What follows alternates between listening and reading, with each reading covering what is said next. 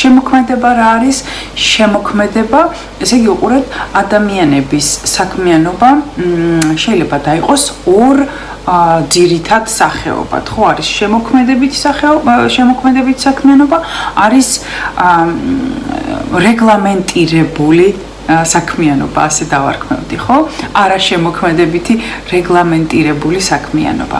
და არ გეგონოთ, რომ შემოქმედება არის მხოლოდ ცეკვა, სიმღერა, ხატვა, რა ვიცი, სკულპტურა და ასე შემდეგ, ხო?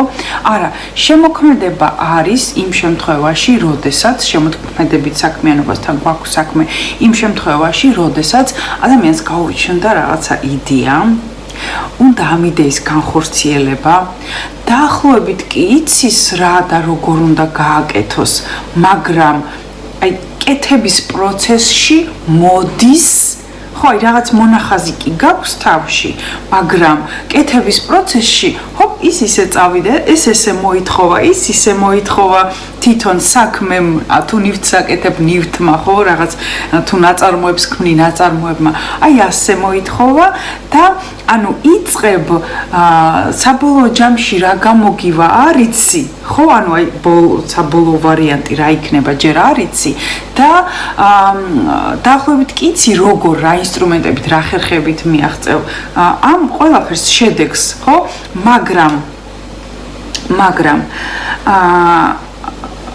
გზადაგზა შესაძლებელია ეს ინსტრუმენტები, მიდგომები და ასე შემდეგ შეიცვალოს და ერთს ფიქრობდე და მეორე რაღაც დაგჭირდეს, ხო?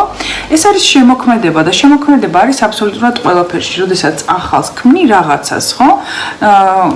ნებისმიერ შემთხვევაში შემოქმედება, მე მაგალითად ყოველ ახალ პროგრამას, როდესაც ვქმნი ხოლმე, ესეც შემოქმედებითი პროცესია ჩემთვის.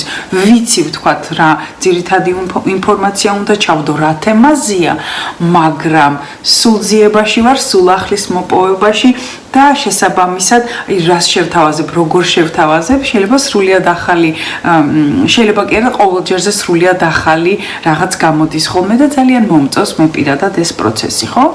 და უყურეთ, ეს არის შემოქმედება და როგორც უკვე გითხარით, ნებისმიერ საქმიანობაში, არ ვიცი ეს რაღაცის დაპროექტება იქნება, შენებლობაშიც კი ახლა თუ რაღაც ძალიან მკაცრ შაბლონს არ მიყვები, რაღაცას აშენებ, არა, მოდი ამას ასე არა, ისე გავაკეთებ, ხო და ისიც ერთგვარი შემოქმედება შეიძლება იყოს.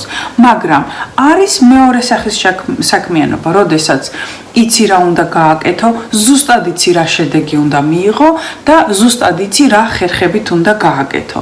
ამ შემთხვევაში მაგალითად თუ კი პირველად ნახატის შექმნა შემოქმედება, მისი გადახატვა უკვე აღარ არის შემოქმედება, იმიტომ იცი რომ ამ სურათის ასლი უნდა მიიღო, დაახლოებით ასეთი უნდა იყოს, აი ამა და ამ საღებავებით, ამა და ამ ფუნჯებით უნდა იმუშაო, ხო? და ამ შემთხვევაში ის აღარ არის შემოქმედება, იმედია გასაგებად ავხსენი.